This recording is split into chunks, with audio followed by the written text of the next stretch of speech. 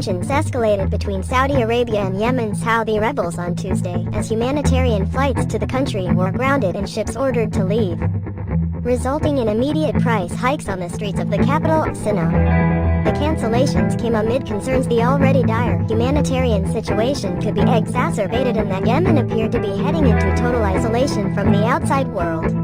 The United Nations official told the Associated Press its flights were cancelled and the world body was seeking to resolve the issue as soon as possible. She spoke on condition of anonymity because she wasn't authorized to speak to the media. Saudi Arabia intensified its blockade on Yemen, closing down all traffic to Yemen's air and seaports and closing land crossings. It also said that the closure will take into consideration the continuation with the entry and exit of humanitarian supplies and crews.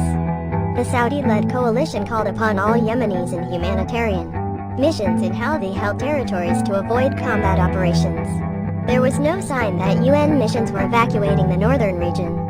Yemen, a country of 26 million, was already on its knees from 2 years of war that began after Shiite Houthi rebels forced the internationally recognized government to flee and seek support from neighboring Gulf countries. In March 2015, a Saudi-led coalition began what turned into a devastating war that has killed thousands, displaced millions, and left the country caught in vicious cycles of deadly epidemics.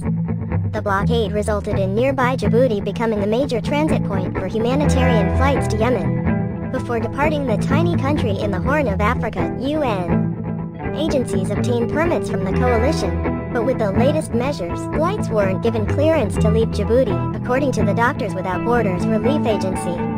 The latest tension arises on the heels of a brazen assault by Houthis on Saudi Arabia when they fired a ballistic missile at Riyadh International Airport. The Saudis called it an act of war by Iran through their alleged proxy, the Houthis. Houthi-linked army spokesman Aziz Rash told reporters in the Yemeni capital that Houthis will continue to target Saudi and UAE airports, warning travelers and travel agencies to stay away from them as they are considered legitimate targets. Rash claimed that as military experts are able to develop missiles with ranges that exceed 1,500 kilometers (932 miles).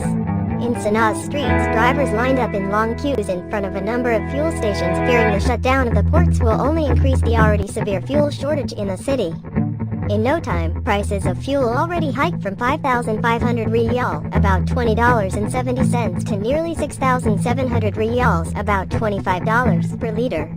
The oil ministry, controlled by the Houthis, issued a statement assuring residents they have enough fuel in storage. In an interview with AP in New York on Monday night, the head of the World Food Program warned things will get worse with a prolonged tightened blockade.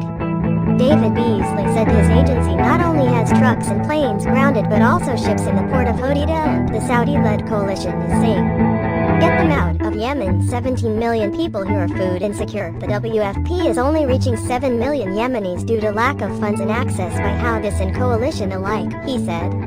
They hardly have food now, and if we are denied this access even for 2 weeks, I can't imagine hundreds of thousands of children's lives are not going to be on the brink of starvation, Beasley said.